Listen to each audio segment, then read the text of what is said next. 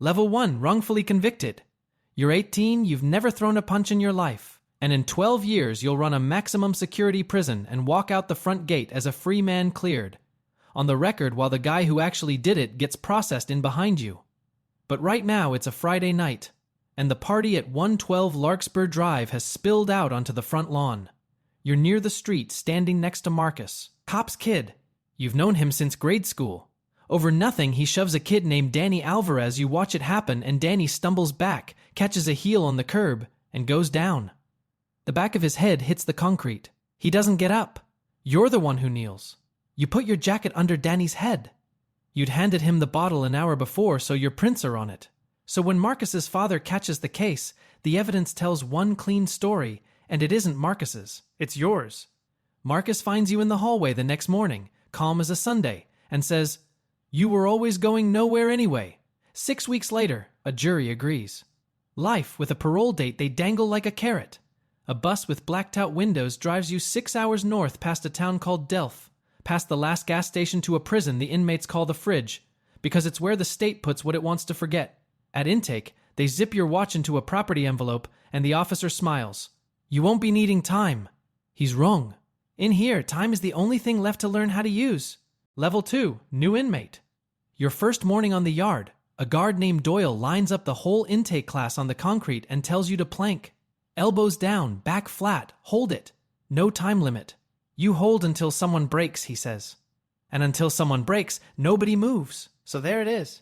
40 grown men doing sunrise yoga on a slab of frozen concrete, and the instructor is a 300-pound man with a laminated photo of his base boat clipped to his belt, and he wants at least one of you to cry. The sun comes up over the wall. Your shoulders shake at 90 seconds. At 3 minutes, your arms are on fire, and the concrete is sanding the skin off your elbows, and you understand this isn't exercise. It's a welcome. You break first. You go down in front of 40 men, and Doyle steps over you like you're a puddle and says, "There he is. You've been inside 11 hours and you already owe a debt you can't pay. Here's what nobody tells you on the bus. The fridge has cameras, but they point at nothing that matters. A guard can put you on the ground and write it up as a fall, and no one in 6 hours of driving will ever ask a second question. You figure that out fast, because that afternoon a man twice your size takes the one thing you own, a Duchess honey bun off your commissary tray. He doesn't even look at you. He takes it the way you take a napkin, and you say nothing. You sit there with your empty tray and your $1.50 frame and do the only math you know. He'd put you in the infirmary and sleep fine. So you eat the shame instead, but you're already changing. In your old life, you never watched anybody. Here, watching is the only thing you can afford. And what you learn is that the whole economy of this place runs on a fish nobody eats. A packet of mackerel a brick is money. Not because it's good. Because it's disgusting enough that nobody wastes it on a whim. Men get stabbed over a protein that smells like a wet dog, and the guy who took your honey bun owes 3 bricks to a lifer named Ray's who could fold him in half. So you don't fight anyone. You find Ray's at Chow and mention quiet that the man ducking him has been telling people he'll never pay. You don't even watch it happen. By lights out, the honey bun is back on your bunk, untouched. A tax the whole tear paid on your behalf, and you never lifted a hand. Someone else saw it too. A man with a long blue line tattooed down his forearm, wrist to elbow, watches you the way Doyle watches new meat pricing you.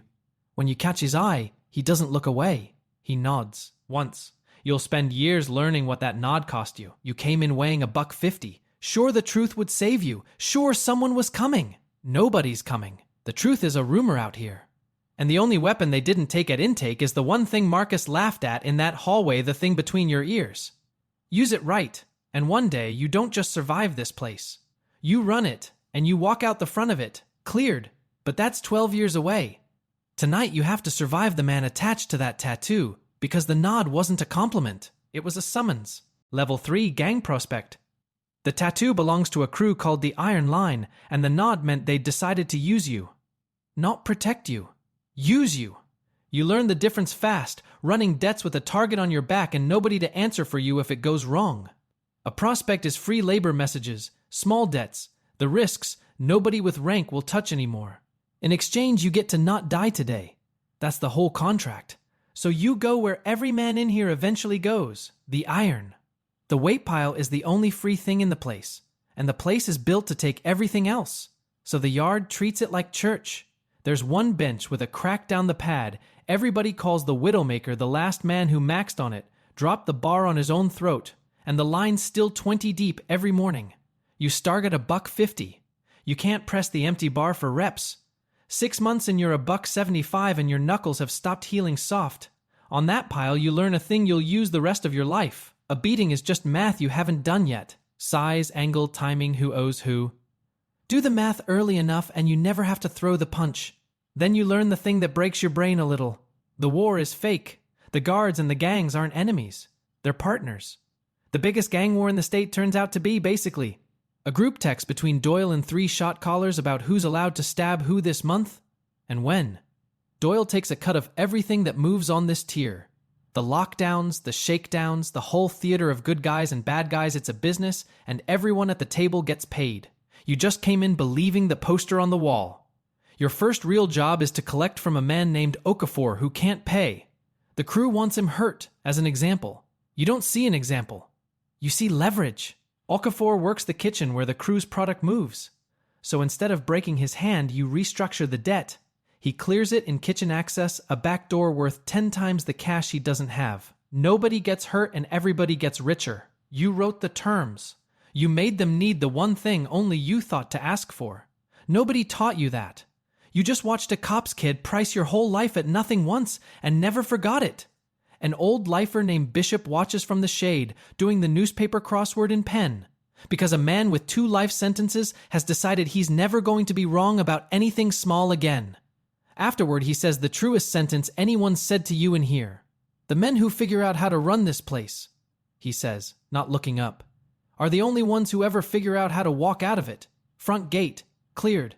I've seen it once in 30 years. You don't understand him yet. You file it anyway. That week you get your first tattoo, a single line down the forearm, the cruise mark, earned.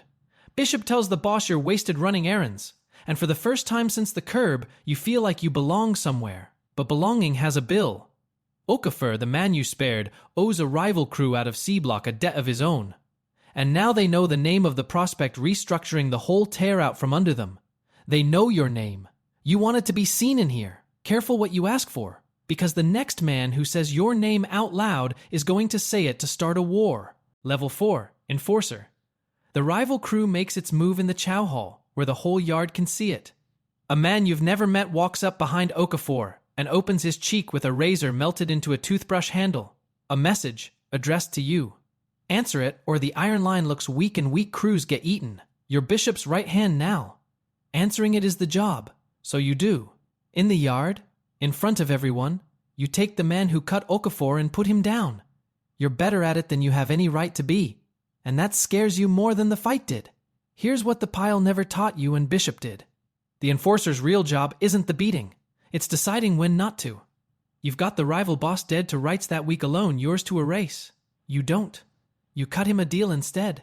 Split the tier. Nobody's mother gets a phone call. Choosing peace when you could have chosen a body makes you more dangerous than the razor did.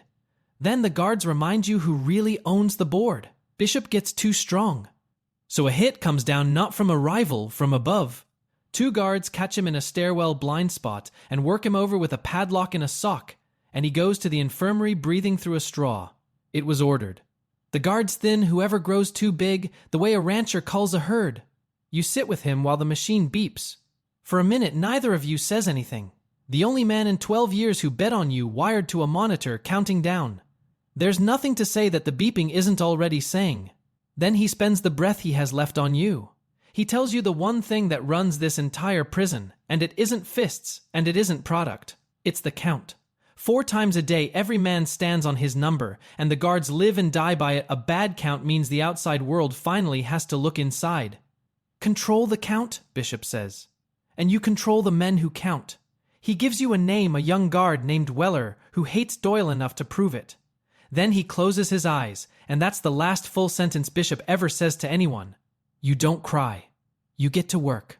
You use Weller to prove Doyle ordered the stairwell hit dates, rotations, the blind spot no accident happens in twice. But you don't take it to anyone who would care, because nobody would. You take it to your own boss, and you let him believe Doyle's coming for him next. Then you feed Doyle a lie that your boss is skimming his cut.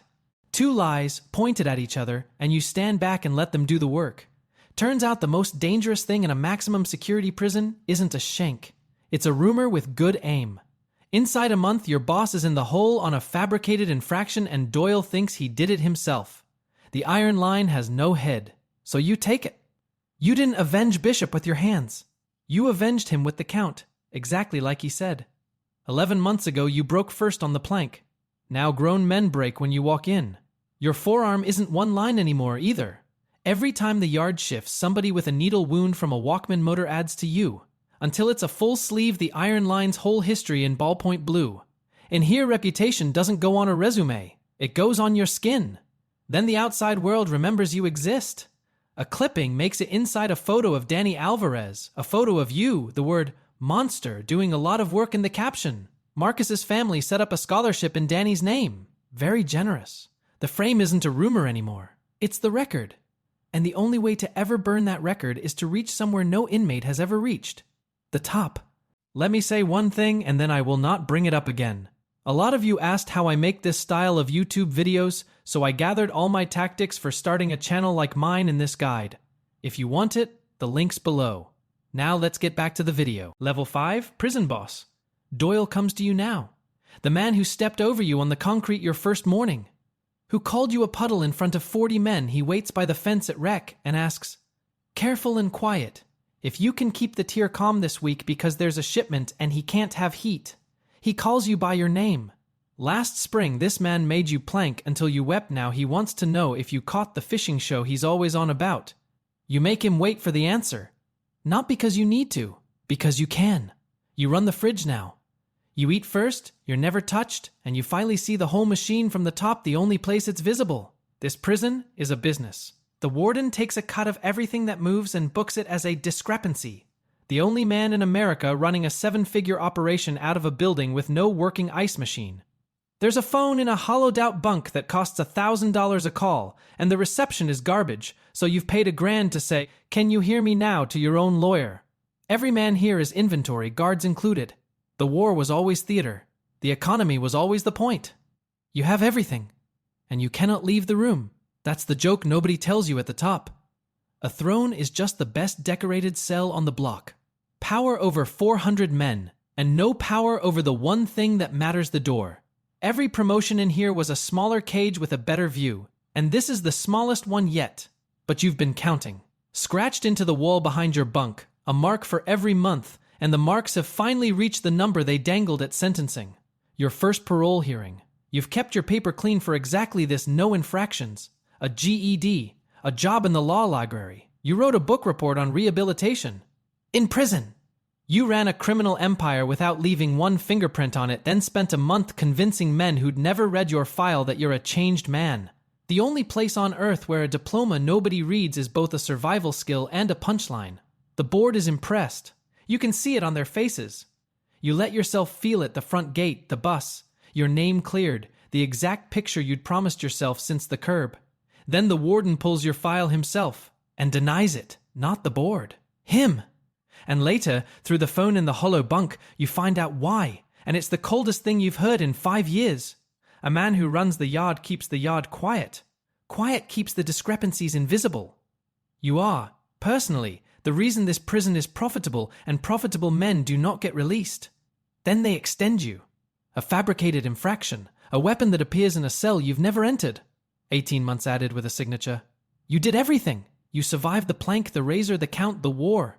You climbed to the literal top of a place built to bury you.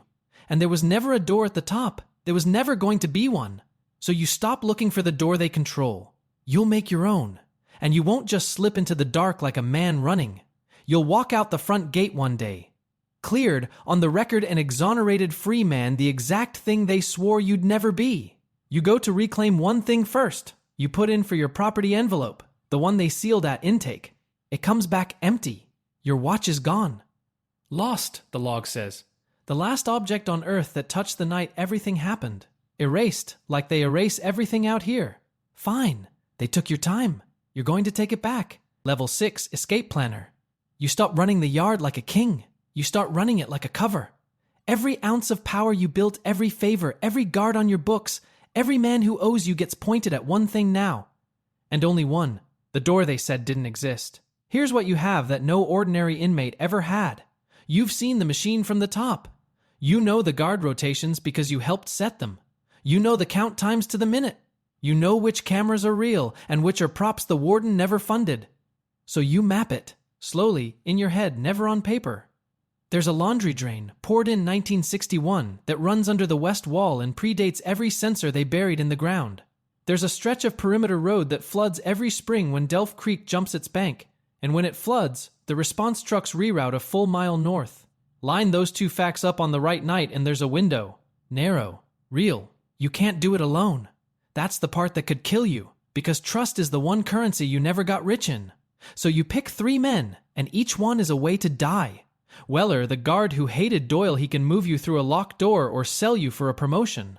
Tran, in for wire fraud, who designed parking garages in Sacramento and can tell you which walls hold and which ones bury you. And Cordell, a soldier from the old crew, loyal since the Okafor days, the only man whose eyes you still read clean. You dig at night. Through the chapel it has an old coal chute nobody's touched since the boilers went electric, and only the man who runs the yard can get himself assigned to chapel maintenance. Your power didn't buy the door. It bought a job scrubbing a church so you could tunnel out of its basement. First real dig, you hit rebar that isn't on any blueprint Tran pulled. He puts his hand flat on the wall and says it's over, the whole run is reinforced concrete, you'll be tunneling for a decade. He says it the way engineers say everything, like the laws of physics are a personal insult he's been asked to fix. You don't panic. You do the math, the way you learned on the pile. The chute doesn't have to reach the wall. It has to reach the drain. Tran runs the angle again by candlelight, goes quiet, and says, "Okay, that could actually work." And you feel the first thing you've let yourself feel in years. Hope, which is the most dangerous thing in this building. Despair is safe. Despair sleeps fine. Hope keeps you awake doing the count in your head at 3 a.m. because now you have something to lose again. And a man with something to lose is a man who can be broken. Then from the outside, your lawyer gets a letter through. There's a witness, a kid from that party named Petey Lund, terrified into silence at 18, dying now, and dying men get honest. He'll swear he saw Marcus shove Danny Alvarez. He'll swear it on the record. The truth is finally within reach. And the second you become an escaped murderer, no court in the country will listen to a word of it. You sit with that impossible fork for a week. Then a guard finds fresh dirt near the chapel. You don't run. You do what you've done since the honey bun, you move a piece. You let Doyle discover a decoy stashed 3 tiers over, and the heat rolls off the chapel onto the bust of the season. It works, but Tran watched a guard get within 20 feet of the tunnel, and Tran hasn't slept since. Rattled men talk. The clock just became real. Level 7, tunnel fugitive. You move the night the creek jumps. Spring flood right on schedule, Delph Creek over its bank, the perimeter road under a foot of water, and the response trucks rerouting a mile north like they've done every April for 30 years. Weller pulls the 2 a.m. count and works the numbers so 3 men read present, who are about to be very absent. Cordell stays behind on purpose, to stand on your number and cover the count as long as he can. He grips your hand once at the chute. He knows what staying costs. He does it anyway. You go into the drain with Tran and 1 duffel of nothing, and it floods faster than the model said. The water hits your chest, then your chin, and Tran freezes, locks up solid in the black with the water rising, and you get a fist in his collar and drag him, because you did not climb out of the bottom of this place to drown 8 feet under it. You come up in a tree line outside the wire. The air is wrong, too big. 6 hours from any city in a soaked jumpsuit, and behind you, faint, the first dog starts up. The truck's supposed to be at the culvert. It isn't. For 1 white second, you're sure Weller sold you. You never trust the man who can profit from your death, and you broke your own rule. Then you find it a mile up the fire road, where no search grid would waste a car on the first sweep. Weller didn't run late. He got made 3 days ago, not by the warden. By men on your own tier who'd sell the tip for a phone call and move the truck to the one spot that would keep it. The man you trusted least is the reason you're breathing free air. Tran takes the fire road on foot, north, toward a cousin on the coast and a plan of his own. 2 men who share a tunnel don't share a destination. You never see him again. Behind the wall, the count breaks at 4 a.m. Cordell is standing on your number when it does. They take him apart in the yard you used to own and throw what's left in the hole, and he gives them nothing. Because that was the job, hold the line. By the hours. On your first morning, a man made you plank until you broke, to prove you were nothing. Now a man holds a plank of his own, in the dark, so you can be something. You will never be able to pay that back. You drive anyway. By dawn, you clear the county line. By noon, your face is on every screen in the state, escaped, armed and dangerous, a murderer loose. Every ounce of power you spent 12 years building is gone in 12 hours. No yard, no crew, no count. You're $150 in a stolen jacket again, exactly as helpless as your second day inside. Except now you know things. How corrupt men move money. How frightened men fold. 12 years learning to run a prison turns out to be the exact skill set for taking one apart from the outside. Somewhere across the state, a comfortable man sees your face on the news over dinner. Marcus. Older, softer, a split level in the suburbs, and a garage stacked with hot sauce subscription boxes he keeps forgetting to cancel. He hasn't thought about you in years. He thinks about you now. For the first time since a hallway when you were both 18, Marcus is afraid. Because running was never the plan. Running is what a guilty man does, and a guilty man you will never be. There's only one road that ends at the front gate with your name cleared instead of a bullet in your back. You have to prove it. From out here. With the whole state hunting you and a dying man's confession sitting in a lawyer's drawer. You point the truck at the one person who can undo all of it. You point it at Marcus. Level 8, escaped convict. A fugitive murderer doesn't have a life. He has a countdown. Motels by the hour, cash only. Jumping at every siren that's not freedom, that's a smaller cell with worse plumbing. You dye your hair in a gas station bathroom, and box dye lies exactly like everyone warned you. So now you're the most wanted man in the state, and a shade of orange the label swore was chestnut brown. You didn't tunnel out of the biggest cage in the state to build yourself a little one. Distance was never going to free you. Only the truth was, and the truth needs a machine to move it. So you use the one thing prison actually gave you, the network. It's ugly and corrupt, and it reaches farther than any honest thing you know. An ex-inmate who owes you from the Okafor days. Your lawyer. A reporter named Sandoval who's covered youth hockey his whole career and has wanted one real story his entire life. You didn't run broke. Either months back you moved a stakeout through commissary proxies. You spend it putting the dying witness's confession on camera, notarized, before the man runs out of days to give it. Then you go to Marcus, not to hurt him. You could. You're not the honor roll kid who put a jacket under a dying boy's head anymore, and you both know it. That's why his hands shake when he opens the door. You do something worse. You give him a choice. Confess on the record to what he did at 18 or the witness, the timeline, and 12 years of his father burying evidence all drop at once, and he goes down for the killing and the cover-up both. He does what men like Marcus always do. He tries to make you disappear instead, reaches for a phone for a favor for the machine that's always protected him. You let him finish dialing before you tell him the file's already sitting in 3 places, set to release the day you stop checking in. Hurt me, and you confess anyway from a headline instead of a witness stand. The prison move. Leverage, not violence. You didn't beat him with the man you became inside. You beat him with what that man learned. Marcus breaks. Not from guilt. You stopped expecting guilt from him a long time ago. He breaks from arithmetic, the cold kind. Confessing costs him less than the alternative, so he confesses to save himself. And the frame that held for 12 years cracks down the middle in a single afternoon. Then you do the last thing he expects. You turn yourself in. On your terms. Lawyer beside you, cameras rolling, the confession filed, the witness deposed. You walk into the police station the state has been tearing itself apart to find, and set the whole case on the desk, gift-trapped. The man who put you inside gets processed in, printed, photographed, and enveloped for his belongings. Somewhere an officer tells him he won't be needing his watch. You went everywhere, learned everything, and used all of it to walk yourself into the one room his father's badge can't buy him out of. He said you were always going nowhere. You went further than he can count. And in discovery, the state hands over its evidence, and there it is in a plastic sleeve. Your watch. The one they swore was lost at intake. It was never lost. A guard pawned it, and the pawn ticket is dated 6 days after they locked you up. Which means the evidence in your case was never sealed at all. If a man in a uniform can walk your watch out the front gate for $40, what else walked? Your lawyer pulls the original evidence log from the night Danny died. The bottle, the jacket. Half the chain of custody signatures belong to the same detective. Marcus's father. The watch doesn't prove where you were. It proves the whole case was handled by men who steal, and once a jury sees one clean theft, they stop trusting the rest. They took the one object that tied you to that night. It's the exact thing that unties you. You don't smile. You just ask your lawyer one question. When do I get to walk out the front? Level 9, exonerated free man. The retrial takes 6 days. 12 years took 6 days to undo. The confession, the witness, the pawn ticket with the date on it, it's not even close. The judge says the word exonerated, which is different from not guilty, and you feel the difference in your teeth. Not guilty means they couldn't prove it. Exonerated means it was never you. On the record, forever. You walk out the front gate, the same gate you ran the yard behind for 12 years. Nobody planks.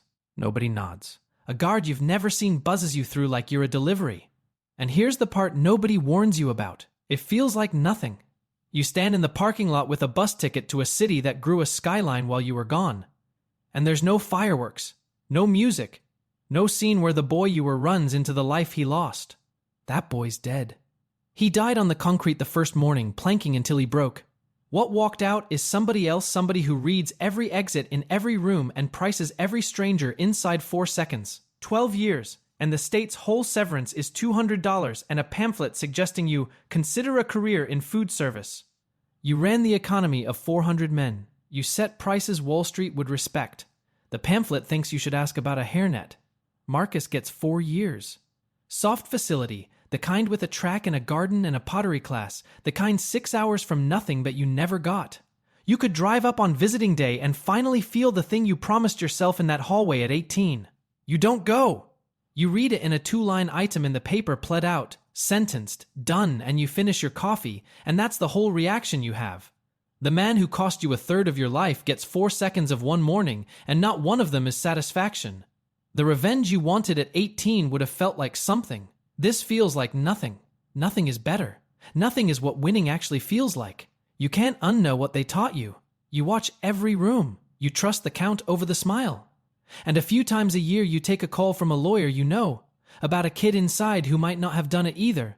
And you tell her which log to subpoena, which guard is one bad day from talking because you know that machine better than the men who built it. They give you your watch back on the way out, the cheap Casio in its plastic sleeve. It stopped at 11:40 the night they arrested you, and it never ran again. 12 years dead on the same minute. You could get it fixed. A new battery, a couple of dollars, and it runs again like nothing happened. You don't. You keep it stopped. They took your time. You took it back. A running watch would just be a watch. A stopped one is the whole story, and you're not in the business of forgetting what things cost. One Tuesday, months later, you're on the courthouse steps for one of your kids' hearings, and you see him. A boy, maybe 18, being walked in the side door in a suit that isn't his, telling no one who's listening that he didn't do it, that they've got the wrong guy, that somebody just has to check. The exact face you wore. The exact certainty that the truth is enough. You know it isn't. You know what's coming for him, the plank, the count, the long math of it. You don't look away. You go inside and find out whose kid he is. Nobody asked you to. You just never learn how to stop counting. If you like this story, subscribe for more. And comment where you're watching from.